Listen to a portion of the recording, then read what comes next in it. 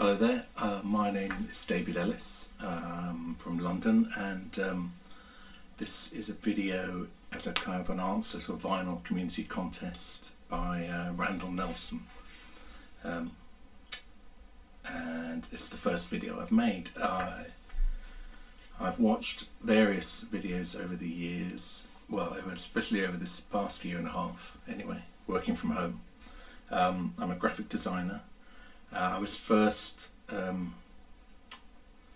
intrigued by I think a video by Norman Maslow when he was paying homage to one of my design heroes, Vaughan Oliver, which is kind of how I discovered various people on YouTube who talk about music.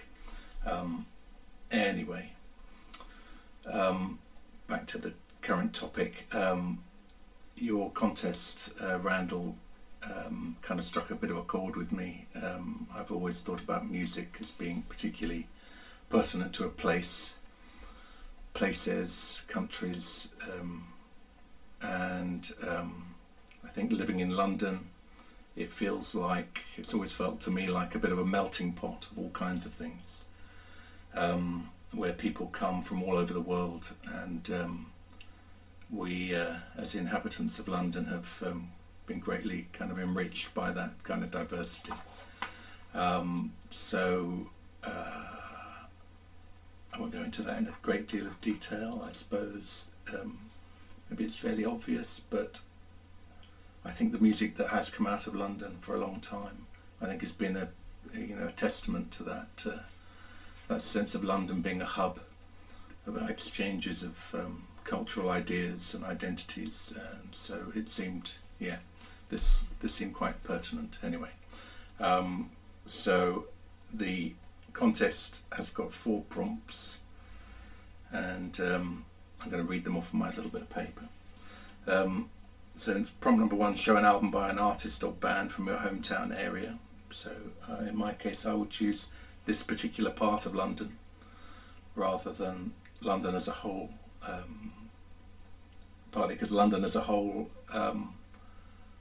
it's got so much, from the Rolling Stones to Ian Dury to the Clash to Madness via Adele, Amy Winehouse, The Who, Cure, the list goes on and on and on. So I thought I would try and just home it down to my local area of West London. The second prompt was show an album or song about your city, so that's a bit wider, and I ended up with a little pile of albums by my side to kind of refer to, although there's one I'll choose ultimately. And finally, prompt number 3 was show an album or song about your favourite destination or a destination you'd like to visit. I think I've chosen a destination I'd like to visit. So with all that in mind, we could start with showing an album by an artist or a band from your hometown area. So let me just put that down there. Oh. And this is an album by a band called The Magic Numbers, and The Magic Numbers are a London-based band. They originally grew up in Hanwell, which is about 4 miles east of here, which is that way. Yeah, and I chose them partly too because I don't hear them mentioned a great deal on the vinyl community, but they are one of my favourite bands. This was their first album as such, so it's just called The Magic Numbers by The Magic Numbers. I originally, when this came out, I had it on CD. I think I'd stopped buying vinyl at that time, and I've kind of taken it up more recently in the past. I suppose about the past 2 years since I got my turntable fixed. Anyway, they're an interesting band, the Magic Numbers. I did a bit of research. Says the Studdards are children of a Scottish father and a Portuguese mother that were born in Trinidad in the Caribbean, where their mother was an opera singer, and she had her own TV show. When the family fled the Islamic coup attempted there in 1990, they were raised in New York City. In the mid-1990s, when Romeo was 16 and Michelle was 10, they moved to London.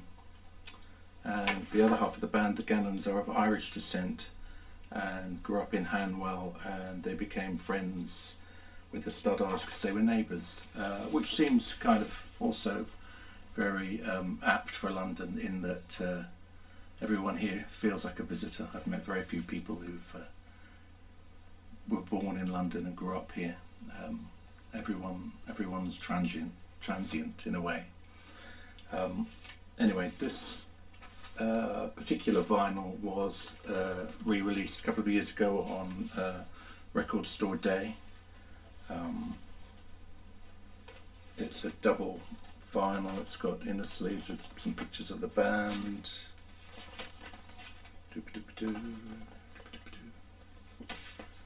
And the actual vinyl itself is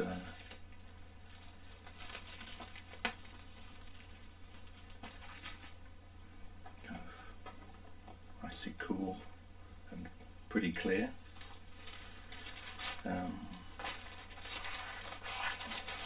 Put that there.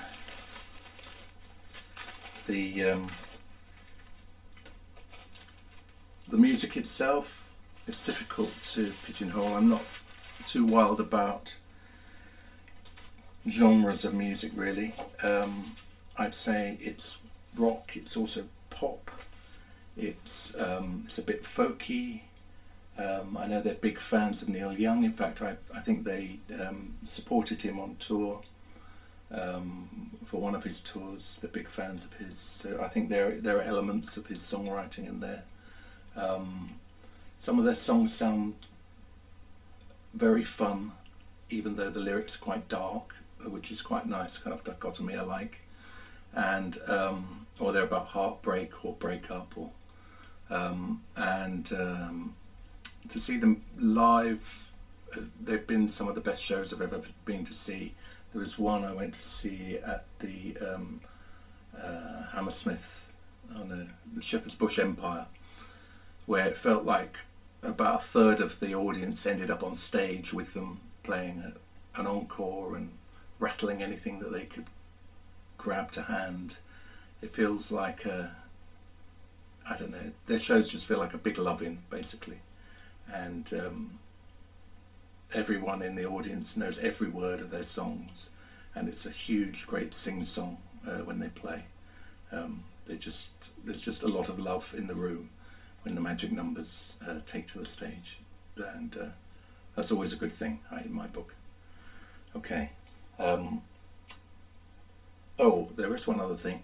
This album was recorded just up the road from me. In fact, when I finish making this page, maybe we'll go for a walk and I'll show you where it was recorded, just around the corner. In fact, there are 3 recording studios near me in about within about half a mile, quarter of a mile if that. So maybe I'll take you on a little walk after this, and we'll go and see a few. Okay, it's a hot day. So the second question, let me just put these away.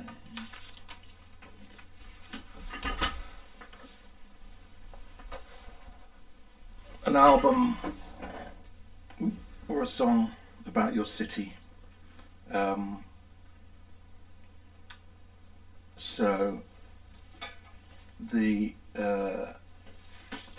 album I'm going to show is might be predictably, but it's London Calling by The Clash.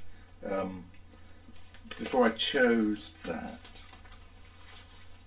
there were a few more in the offing in terms of, particularly in terms of single songs. I mean, There's a brilliant song on this album, which is a duet by Ella Fitzgerald and Louis Armstrong, called A Foggy Day in London Town.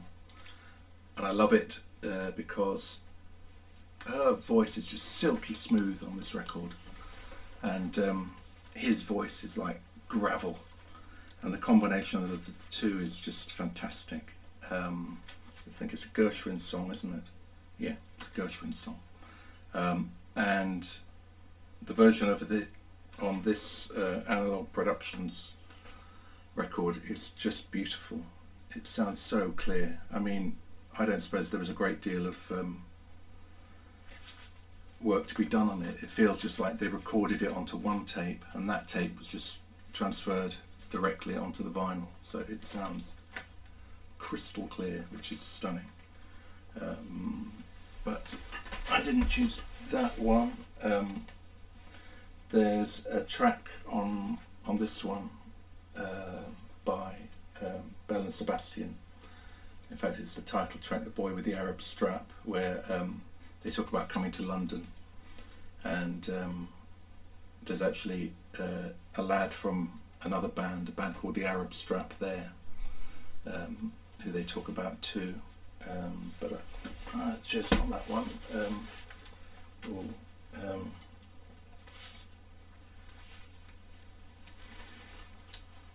This is a compilation album by the Jam.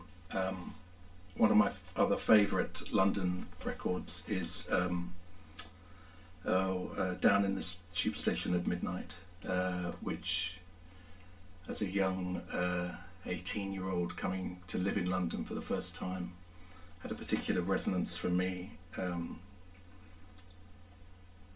It could be a dangerous place late at night, particularly those kind of days were far more political times in London. I won't go into them right now, but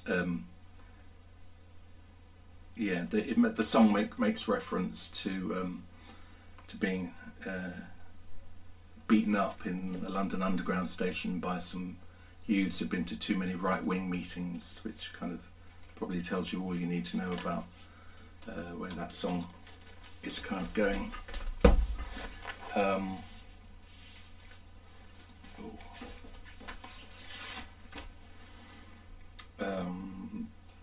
There's another great song about London on this album, which is by the Pet Shop Boys. You probably can't see very well, but they are there. It's an absolutely tiny little image of the two of them on the front cover. And the song on this album is called West End Girls, and it's a lovely kind of ditty about the kind of excitement of visiting. Well, the West End is the centre of London, which was, I think, traditionally referred to by the people from the East End of the London by going up west, meaning going to the centre of town.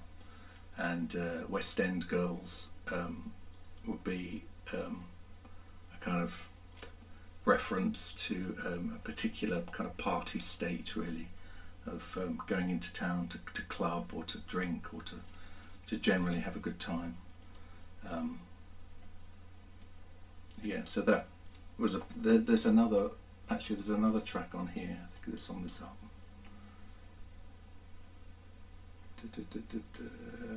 There's another track on here called Suburbia, which again is a very kind of London-based song. And lots of Londoners do live in the suburbs, but they party in the centre, I guess, like many cities around the world. And finally, which slide is it? Okay.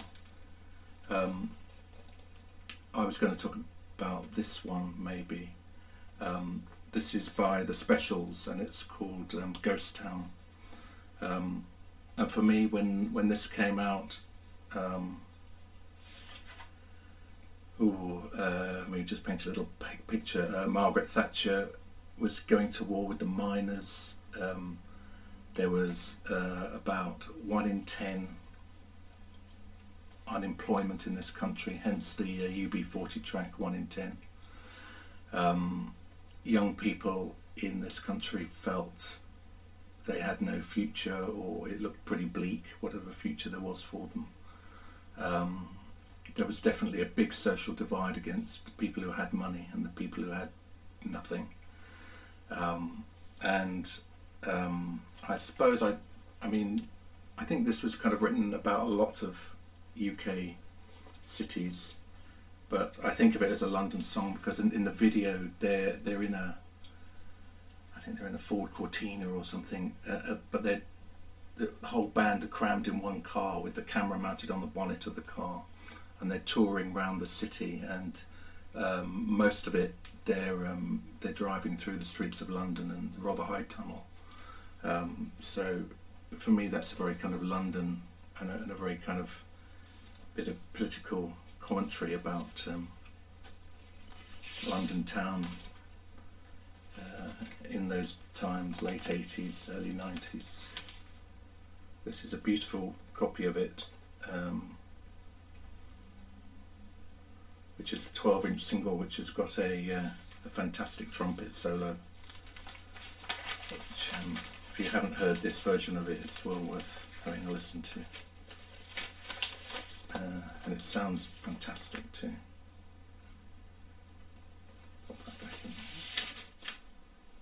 Oh yes, there was one other little thing.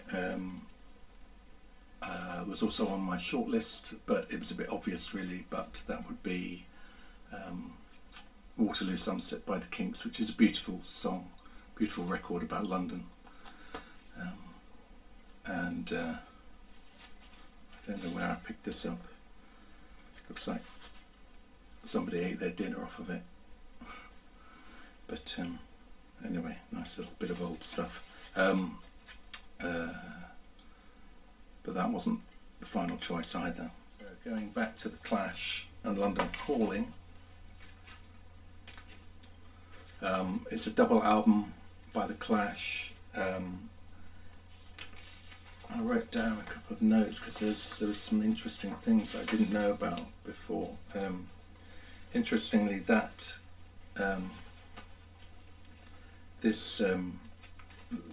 cover of it was designed by a graphic designer I've never heard of before, Ray Lowry, with a photograph by Penny Smith. And oh yeah, the sleeve is a homage to the first album by Elvis Presley, which I didn't know before, but actually they look very similar. I might show you a picture of that in a minute. Again, this album for me, there are kind of hints of reggae, there are hints of ska in there. There's kind of bits of rockabilly, along with punk rock, and again it feels like a real kind of melting pot of all these influences that were coming together at that time and continue to in a city like this, and probably lots of other cities around the world, you know, New York and very many more.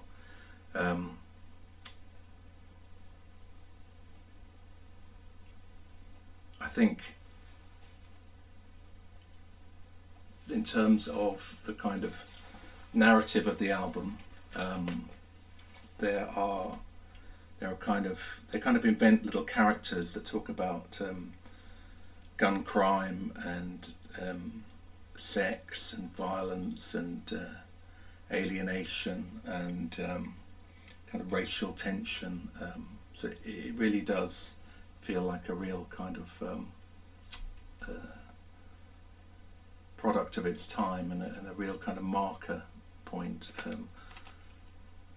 mean, it went on to be called, you know, one of the best albums ever made. I think, again, from these notes, it's got ranking number 8 on Rolling Stone's list of 500 greatest albums of all time in 2013 and 2012.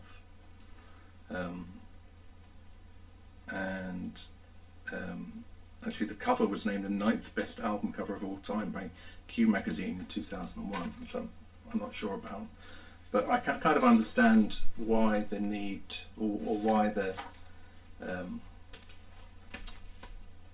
the desire to do a kind of homage to Elvis Presley. It feels to me like it was a kind of a reinvention of rock and roll. So a kind of harking back to a kind of starting point in a way, of some sorts anyway, to white rock and roll. Might have seemed like a pretty good idea at the time. I'm not generally a great fan of pastiche in design, but I'll let him get away with this one, I think. So anyway, so that's The Clash, London Calling.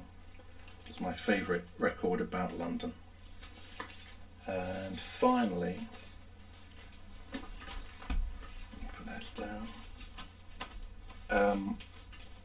A record about somewhere I'd like to visit. One of the places I've never been to. I've been to about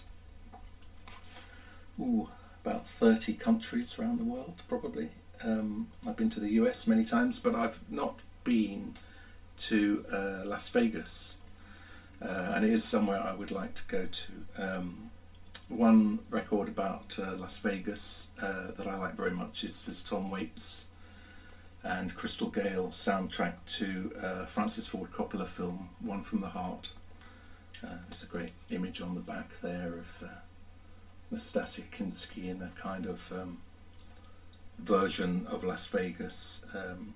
And the film's quite interesting in that I think it kind of recreates bits of Vegas in a studio. The whole thing's shot in a studio, and it's very, I think it was a commercial flop really for Francis Ford Coppola. He possibly funded it himself too, but I like it very much because it's very kind of otherworldly in a way. I mean, there's a great clip where the two main characters are talking about each other, and they use like a stage set thing where, although they're in different apartments on different sides of town, he films their two apartments side by side with just a thin muslin or gauze strip in between the two to represent one of the walls, and lights go on in one area and then fade down, and then lights go on in another, and you can see through from one into the other in those kind of transition points, which is kind of like a stage device. And he does lots of other things, neons that kind of come to life, and it's a very surreal version of Las Vegas. But it's always struck me that Vegas is a kind of quite a surreal place in general. And for that reason I think I'd like to go there, somewhere, you know, built in the city, completely man-made. I'm not really into gambling. Well, I'm not into gambling at all, but I'm a good, I like watching people and so I think it's a good way, it's a good place to go and do some people watching and maybe see a few artists and generally soak up the vibes. It doesn't look like anywhere else on earth. Maybe there are shadows of it in some of England's seaside towns, but nothing quite as crazy as I suspect Las Vegas is. So the album I would like to talk about in terms of Las Vegas really would be the Cocteau Twins, Heaven or Las Vegas.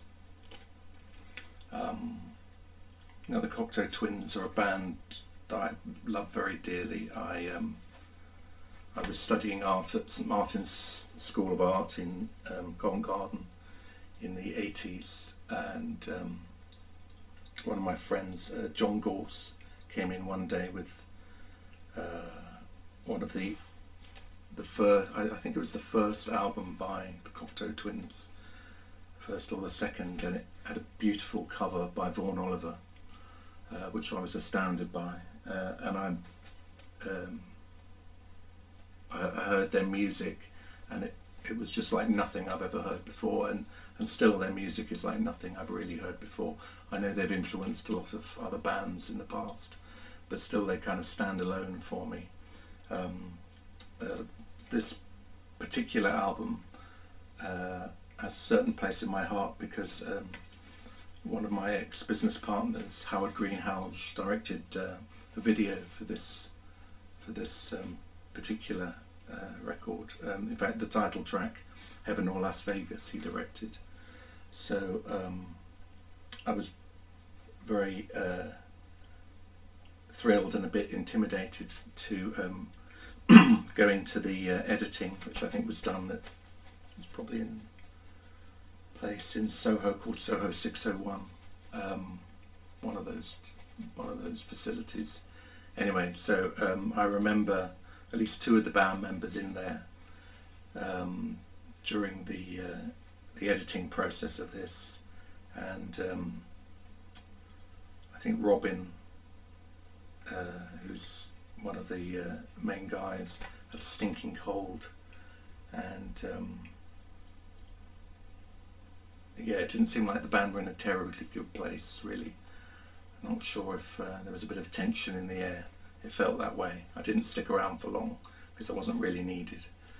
But I was quite thrilled to pop in anyway during that session. But this album is one of my favourites by the band. It's kind of, I think it's kind of heralded as the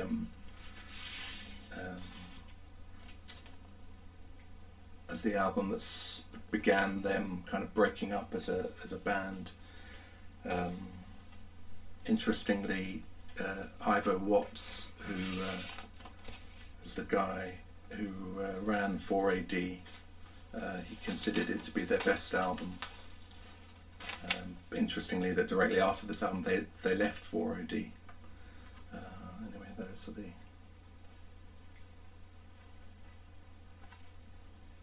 the album cover. Features some beautiful, deep focused, blurred shots of, I think they're fairy lights, Christmas tree lights, and I'm trying to remember the name of the guy who designed the sleeve. Yeah, the album sleeve is designed by Paul West, I think. I think Paul West is a designer who had worked with Vaughan Oliver in the past, so there's a nice family line, a bit of heritage there, and some people describe this album as kind of dream pop, really. Heavily affected guitars, artificial drum machines, beautiful vocals, Elizabeth Fraser's vocals. This particular album, perhaps more than any that have come before, you begin to recognise more words. There are lines that make sense. I believe when she was writing lyrics for this record, she just had her first baby, and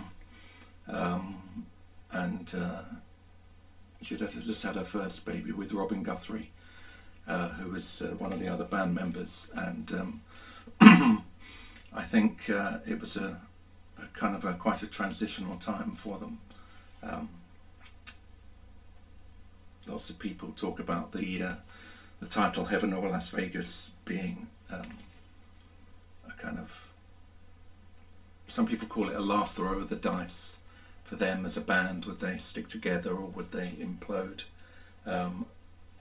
Other people talk about it as being a sense of artifice or reality. It's hard to know why, really, but I think it works incredibly well as an album, and yeah, that would be definitely one of my favourites. Okay, so now, thank you for that. We could try and go on a little wander, and I'll show you where some of these things have come from. Okay, all right. Well, we'll go for a little walk. If you want to come with me, I'll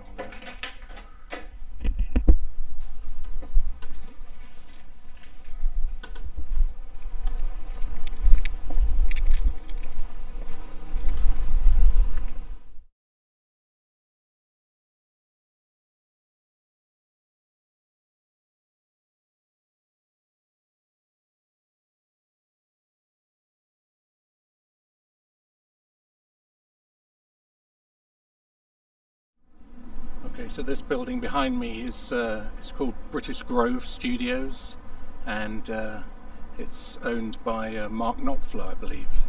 Regularly see musicians outside there, loading equipment in and out, but that's not where we're going. We're going round the corner.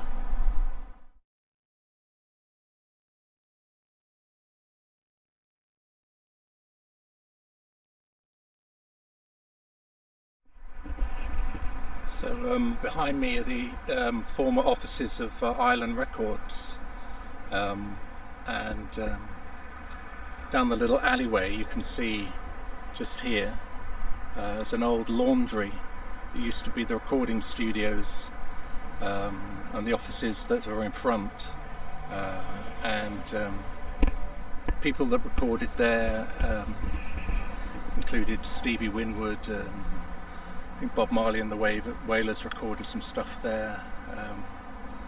I think U2 did a few bits and bobs there. Lots of island acts, and they're one of the reasons I live in Chiswick, but that's another story. And then we'll go down that way towards the high road, so I can show you somewhere else.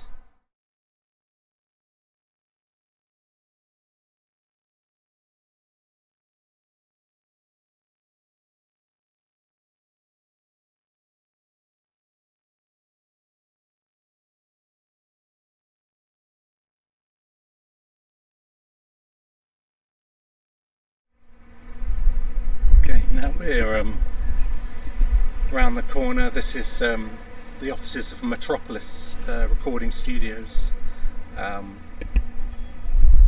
which as you can see is housed in a beautiful old power station. Okay, got interrupted there from outside Metropolis. Someone came to say hello, find out what I was up to. But it's interesting what you find out. The reason we were there, I took you there, was because the Magic Numbers album was recorded there, which is nice, keeps it nice and local for me, and keeps the story local. It's a big London recording studio, it's quite famous, been there for a while, and if you look on their website, it says list of people that work there include quite a list, but some of the notable names are Queen, the Rolling Stones, Jane Armatrading, Rush, Paul McCartney, Van Morrison, Eric Clapton, Prince, Amy Winehouse, Elton John, Stone Roses, Happy Mondays, Adele, Big Audio Dynamite. It goes on and on and on. And interestingly, even though it's called the Chiswick Powerhouse, it actually wasn't a power station as I thought. What's in the name, eh? Apparently it was built in 1900 to house the London tram system. Anyway, that's the end of this video. I've gone on quite long enough. Thank you very much. Good to see you, and maybe see you again. Okay, bye. Bye-bye.